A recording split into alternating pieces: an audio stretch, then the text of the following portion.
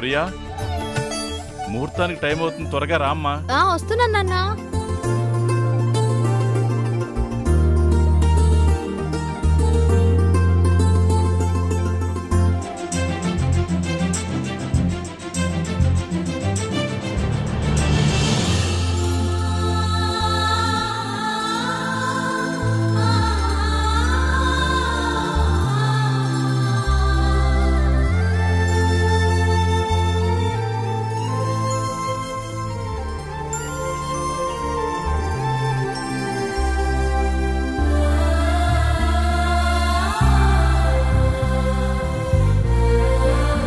ఏమండి, మనమ్మాయి లక్ష్మీదేవిలా ఉంది. నా దిష్టి తగిలేలా ఉంది. అమ్మ ప్రియా, ఇలారా. నాన్న, ప్రియకి పెళ్లికలు వచ్చేసినట్టుంది కదా? అవును మావయ్య గారు, మనం వెళ్లేది ప్రియా నిశ్చితార్థానికేనా?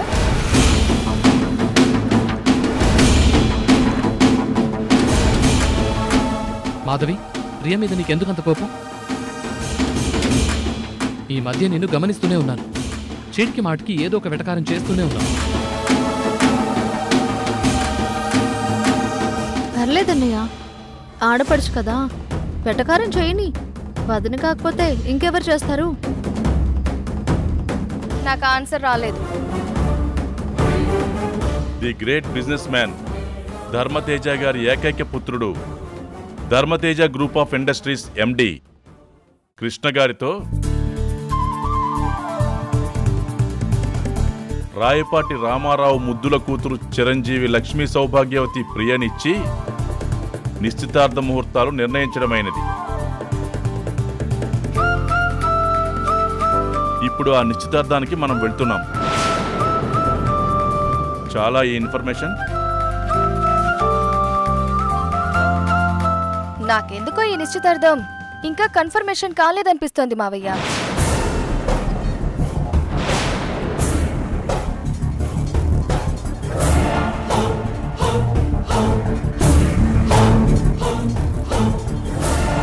ఎంత గొప్ప మనసున్నా, ఎంత బంధుత్వం ఉన్నా, గేట్ దగ్గర వాచ్మెన్ గా పనిచేసేవాడి కూతుర్ని అంత పెద్ద బిజినెస్ ఫ్యామిలీ కోడలిగా స్వీకరిస్తున్నారంటే అస్సలు నమ్మబుద్ధి కావట్లేదు అత్తయ్య. ఓకే, పిఏగా ఉండి కృష్ణ గారిని బుట్టలో వేసుకుందే అనుకుందాం. కానీ అష్టదరిద్రాలు తాండవించి ఈ ఇంటి నుంచి బియ్యం అందుకుంటున్నారంటే ఆకాశం భూమి ఒక్కటేనా? నేను నమ్మను.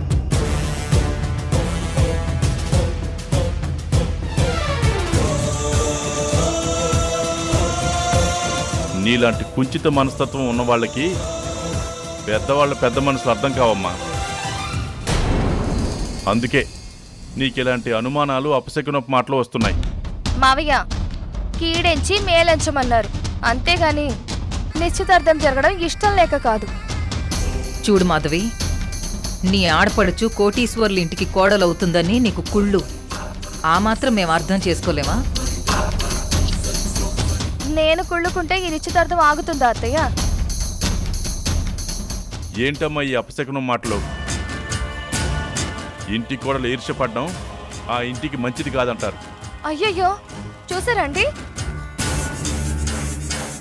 మీ వాళ్ళందరూ కలిసి నన్ను ఇంట్లో గయ్యాళి గంపని చేసి మాట్లాడుతున్నారు. అయితే నేనెందుకు? ఈర్ష్య అంటున్నారు కదా, నిశ్చితార్థానికి మీరే వెళ్ళండి. మాధవి, నువ్విలా పుల్ల విరుపుతో మాట్లాడుకు. నీకిష్టం ఉంటే రా, లేదంటే ఇంట్లో కూర్చో. లేదు లేదన్నయ్య, వదిన రావాలి. ఆ నిశ్చితార్థం జరగడం తను చూడాలి. సరే, నా ఆడపడుచు ముచ్చట పడుతుంది కదా, నోరు మూసుకుని వస్తాను. పదండి.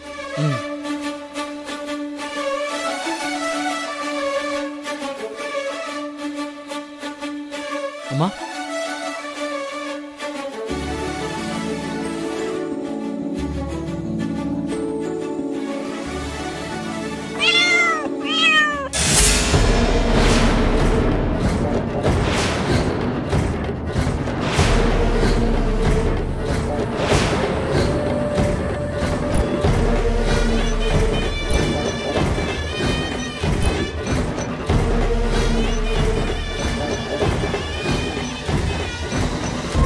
అయ్యయ్యో, శుభమాని నిశ్చితార్థానికి వెళ్తుంటే ఈ పాడుపిల్ల ఎదురొచ్చింది. ఇప్పుడు ఎలా మావయ్య గారు? పిల్ల ఎదురైతే ఆ శుభం అంటారు. ఇక ఈ శుభకార్యం సజావుగా ఎలా సాగుతుంది? మాధవి, నోరు మూసుకొని వస్తానన్నావు కదా, మళ్ళీ ఎందుకు నోరు తెరిచావు? అందరూ నమ్ముతున్న నమ్మకాన్ని నేను నమ్ముతున్నాను. ఆ తర్వాత మీ ఇష్టం. నా కూతురు అదృష్టవంతురాలు. ఈ కుక్కలు నక్కలు పిల్లుల శకునాలు మేము పట్టించుకోము. ఏమండి, కాసేపు ఆగి వెళదామండి. అమ్మా, ఇప్పుడు ఆగింది చాలు. అపశకునం పోయింది, వెళ్దాం పదండి. నిజమే, ఎవరి నమ్మకాలు వారివి. నిశ్చితార్థానికి టైం అయింది. పదండి అత్తయ్య.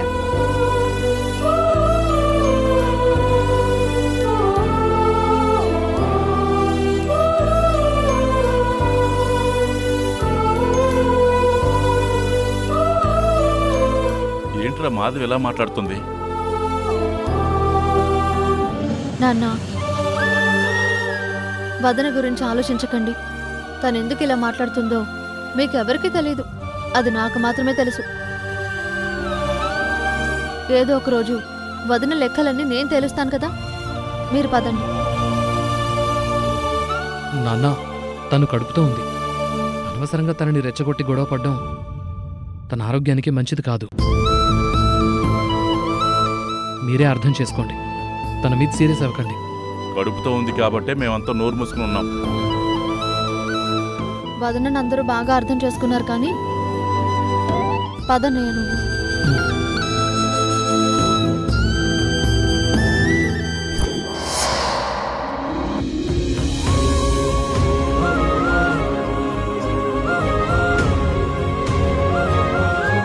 పంకజు, అమ్మగారు, నిశ్చితార్థానికి ఏమేం కావాలో పంతులు గారికి అన్ని సమకూర్చావా?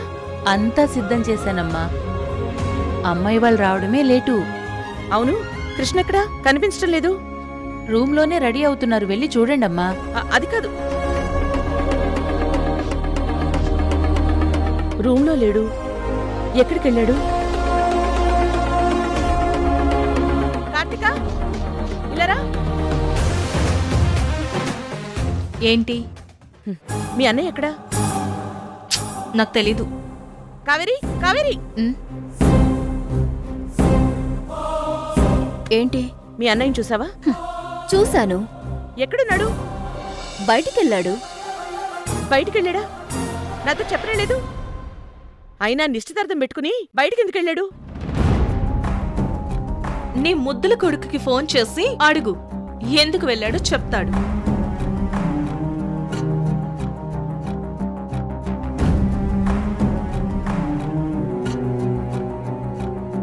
ఫోన్ లిఫ్ట్ చేయడేంటి? ఫోన్ లిఫ్ట్ చేయనంత మాత్రాన ఎందుకింత టెన్షన్ పడుతున్నావు? ఏం లేదులే. ఈవిడ టెన్షన్ చూస్తుంటే ఎక్కడో ఏదో జరిగినట్టుంది. మనకిష్టం లేని నిశ్చితార్థం జరిగితే ఏంటి, జరగకపోతే ఏంటి? నువ్వురా.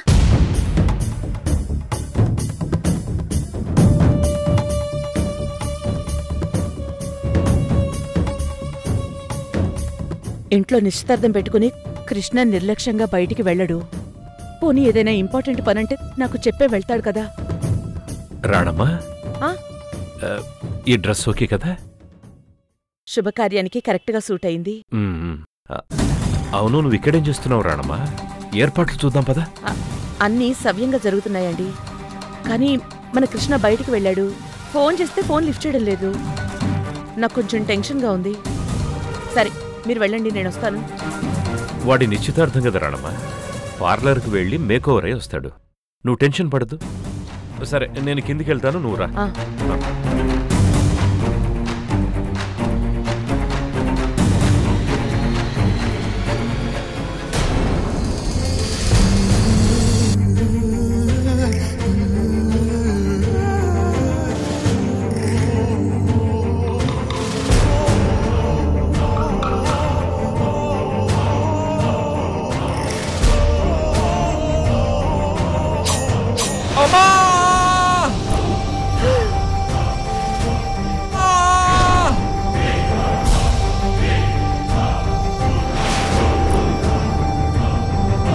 లేదు, అలా జరగకూడదు.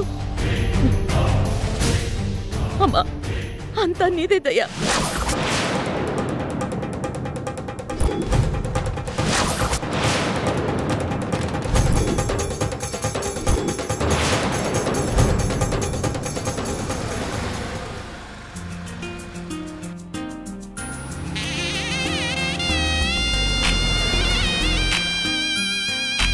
అమ్మగారు, అమ్మాయి వాళ్ళు వచ్చేసారు.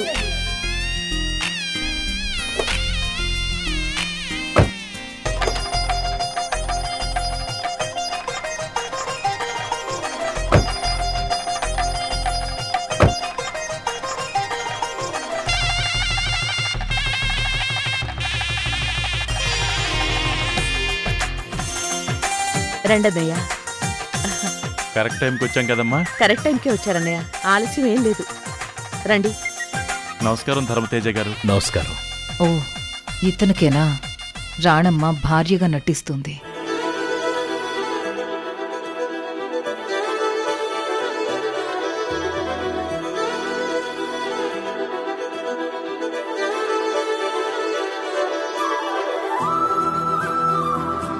రాణమ్మ,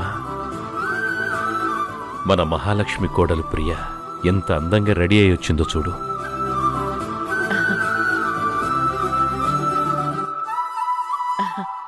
అవును, పెళ్ళికొడుకు ఎక్కడండి? చూస్తావు కదమ్మా, కంగారెందుకు? ఆతృత మావయ్య గారు.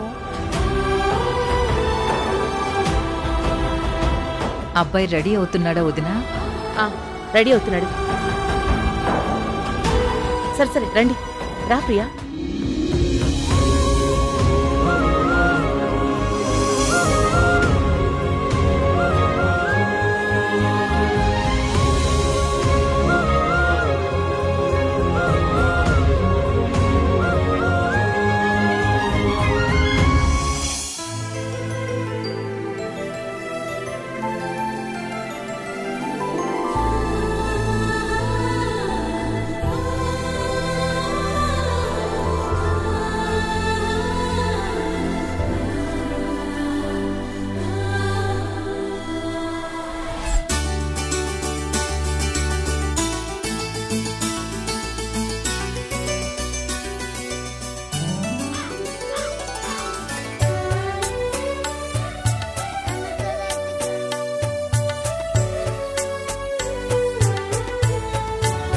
అమ్మా, నిశ్చితార్థానికి ముహూర్త సమయం అయింది, ఇంకా అబ్బాయి రాలేదు. వచ్చేస్తున్నాడు పంతులు గారు.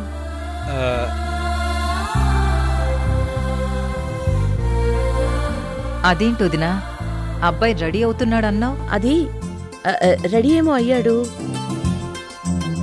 ఏదో ఫోన్ వచ్చి అర్జెంటుగా బయటికి వెళ్ళినట్టున్నాడు.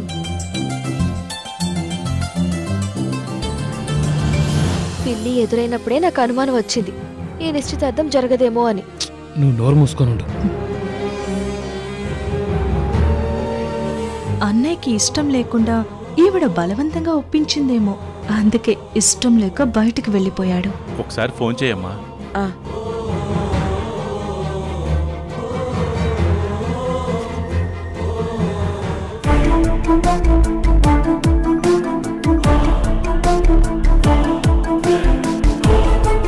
ఏమైంది వదినా? ఫోను స్విచ్ ఆఫ్ అని వస్తోంది.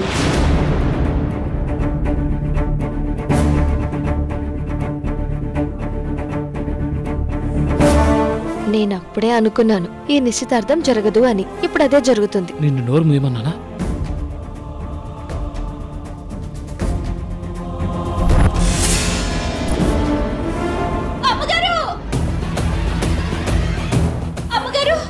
పంకజం ఏమైంది? చూడండి అమ్మా.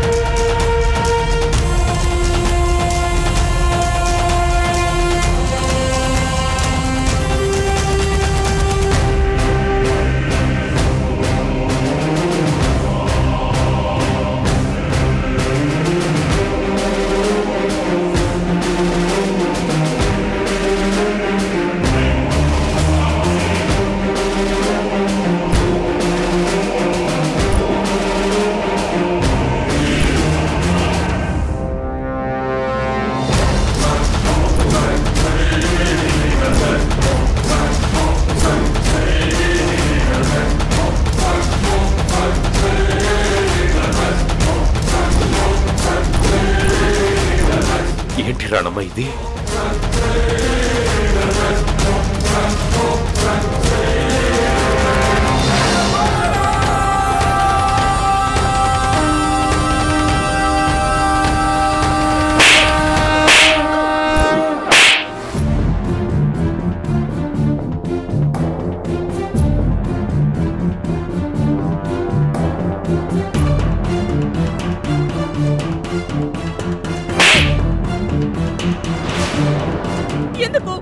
ఎందుకు ఇలా చేసావురా? నీకేమైనా పిచ్చి పట్టిందా?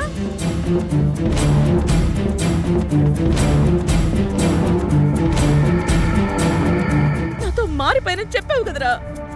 నన్ను నిలువు నా గొంతు కోసావు కదరా.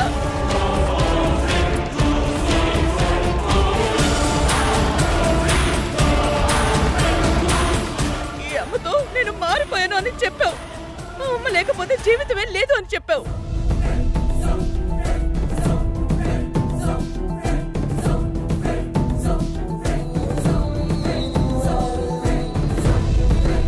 మంచి మనిషిగా మారి చేసిన తప్పుల్ని సరిదిద్దుకుంటాను అన్నావు. ఇదే నన్ను మారడం? ఇదే నన్ను సరిదిద్దుకున్నది?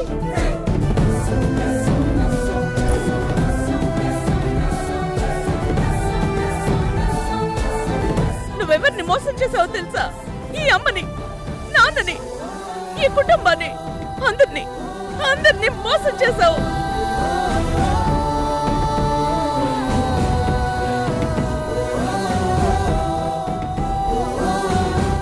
పెళ్లి చేసుకుంటానని చెప్పావు.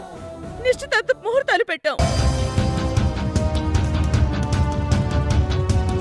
అందరూ ఇంటిల్లి పాదే వచ్చి ఎదురు చూస్తుంటే ఎవరికి చెప్పబెట్టకుండా బయటికి వెళ్ళిపోయి వర్షాన్ని పెళ్లి చేసుకుని వస్తావా? ఎందుకు ఇలా చేసావు? మాట్లాడరా, మాట్లాడు. ఆపు.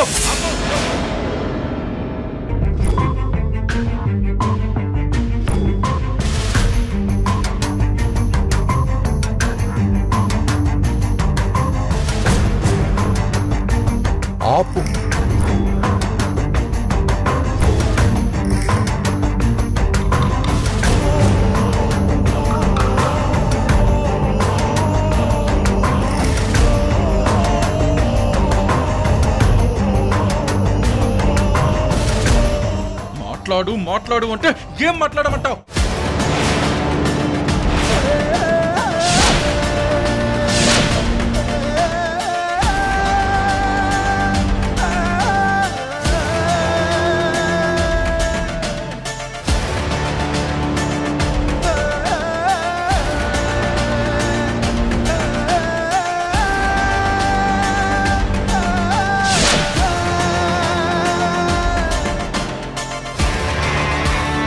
నువ్వు అసలు మా ఇంటికి రాకపోతే బాగుండేది. మళ్ళీ మాకు కనిపించకపోతే బాగుండేది. జీవితమంతా చిరిమేసెను చీకటిలా బాధ నీరు సంతోషం. మేము బయలుదేరుతాం. అంతలోన పొంత నిండలేని నిండు వేదన చేరదీయ